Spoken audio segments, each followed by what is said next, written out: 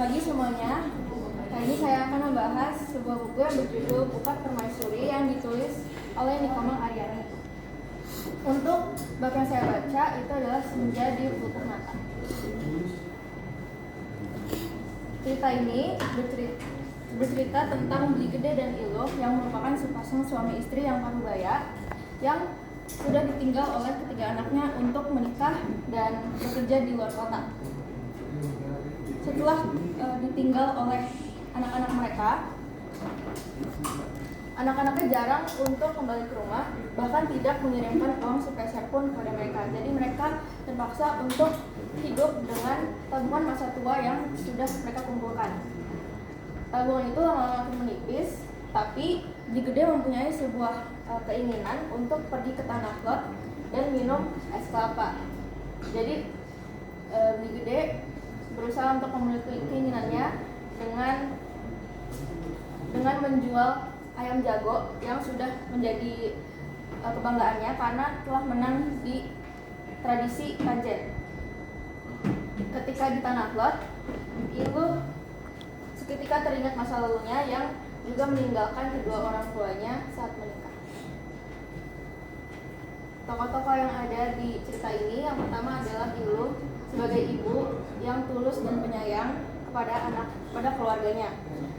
Lalu juga ada Beli Gede sebagai ayah yang punya ambisi yang kuat dan anak-anak yang ingkar budi.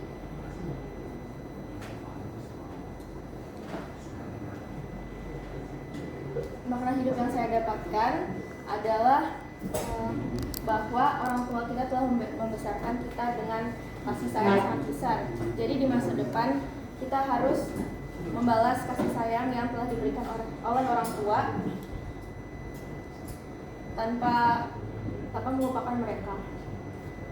Untuk refleksi hidup yang saya dapatkan, jadi di sini Ibu Iluh itu menanamkan nilai conscience dan komitmen.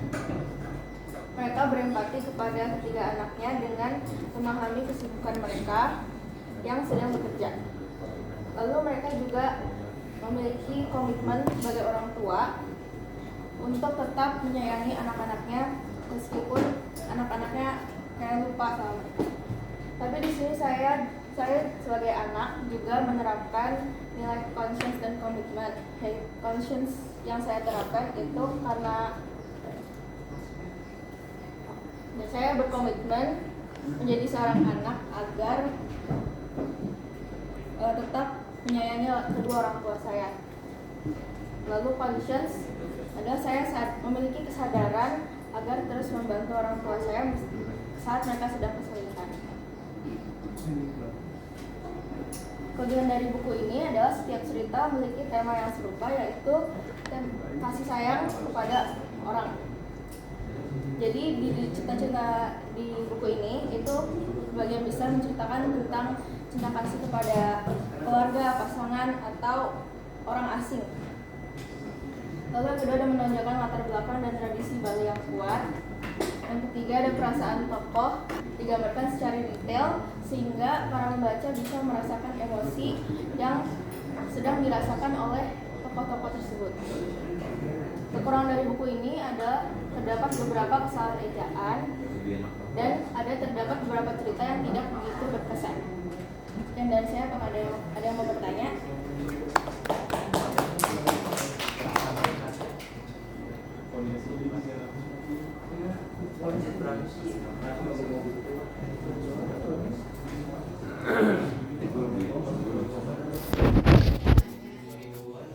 Gimana? Apakah digambarkan bagaimana perasaan Iluh ketika ditinggalkan oleh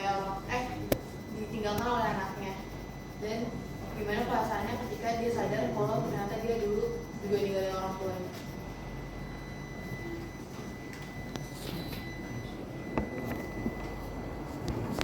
Jadi kalau dalam bukunya sendiri, setelah anaknya meninggalkan itu dia emang merasa sedih, tapi dia karena rasa kasih sayangnya itu lebih besar lagi, jadi dia masih bisa mikirin kalau anaknya itu meninggalkan, maksudnya tidak balik karena sibuk gitu.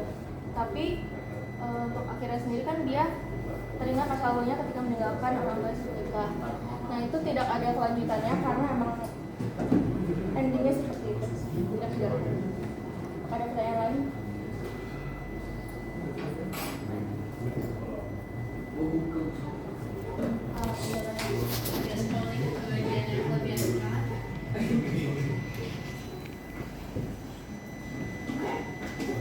Di kelebihannya kan dibilang berarti kan tema di buku itu kurang lebih ceritanya juga tentang kasih ke orang-orang yang di sekitar mereka gitu. Terus yang diperkirakannya kan ada beberapa cerita yang gak begitu berkesan.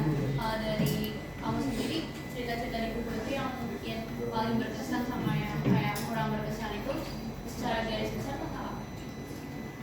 Oke, kalau yang dari paling berkesan sendiri pastinya dari cerita ini menjadi tutup mata karena yang menurut saya paling relate dengan kehidupan saya.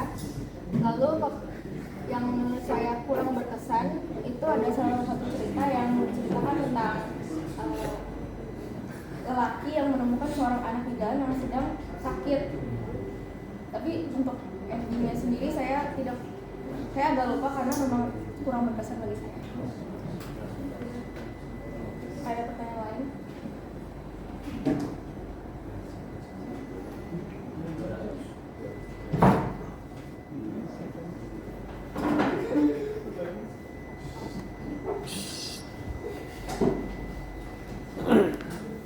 Udah nggak ada lagi?